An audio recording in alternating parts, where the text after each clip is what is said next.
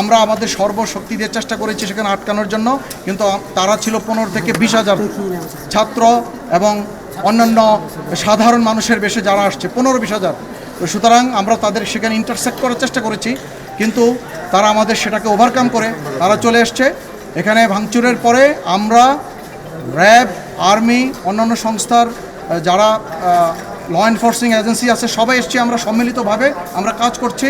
আমরা চিরেই আইনগত ব্যবস্থা গ্রহণ করব এবং এই ঘটনার সাথে যারা জড়িত আছে সেই চিহ্নিত সন্ত্রাসীদের আমরা আমাদের আইনের আওতায় নিয়ে আসতে সক্ষম হবো বলে আশা করি। কিছু আহতের সংবাদ আমাদের কাছে আসছে, কিন্তু নিহত হয়েছে বলে জাতীয় কোনো সংবাদ আমরা এই পর্যন্ত পাইনি। আমরা এটা খতিয়ে দেখছি, তদন্ত করছি, আমাদের তদন্ত অব্যাহত আছে। ছাত্রদের পক্ষ থেকে একটা প্রশ্ন ছিল, এটা সব ছাত্রের প্রশ্ন, এটা হচ্ছে বিক্ষোভকারীরা প্রথমেই এখানে আসার সময় তারা পুলিশকে ডেকেছে, তারা নাকি পুলিশকে পায়নি।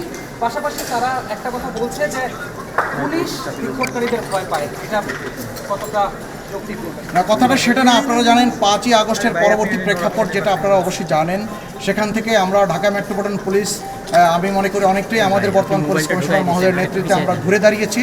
আমাদের অনেক সীমাবদ্ধতা আছে।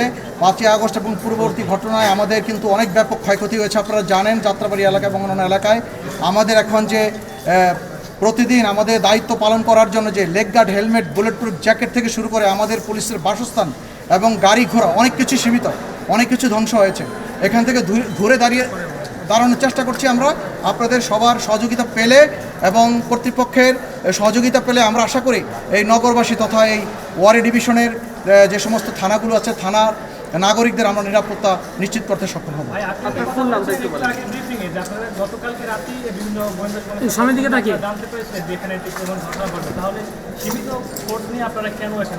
এখানে জানেন যে সারা ঢাকা সিটিতেই কিন্তু বিভিন্ন জায়গায় অনেক ঘটনা আছে এর রেশে। বিভিন্ন জায়গায় ফোর্স ডেভেলপমেন্ট থাকে, কিন্তু এক জায়গায় যদি সকল ফোর্স ডেপ্লয়েড থাকে তাহলে অন্য জায়গাগুলো আনঅ্যাটেন্ডেড থাকে। এই জন্য একটা সার্বিক নিরাপত্তা পরিকল্পনা গ্রহণ করা হয়। সার্বিক নিরাপত্তার পরিকল্পনার যতটুকু ফোর্স আমাদের থাকা দরকার সেখানে সর্বোচ্চ ফোর্স ডেভেলপমেন্ট ছিল। পরবর্তীতে আরও ফোর্স পেয়েছি আমরা, এবং আমাদের সাথে আর্মি এবং অন্যান্য র্যাব সহ অন্যান্য সংস্থার সদস্যবৃন্দ এসছেন, আমাদের এইড করেছেন। আমরা সম্মিলিতভাবে আমরা এই ঘটনাস্থলে প্রবেশ করেছি এবং ঘটনার স্থলে যে ধ্বংসাবশেষ আছে এগুলো আমরা দেখেছি। আমরা পরবর্তী যে আইনগত ব্যবস্থা, মামলা, সিজার লিস্ট করা এবং এজাহার নামে আসামিদের গ্রেপ্তার করা, এই অভিযানগুলো অব্যাহত থাকবে।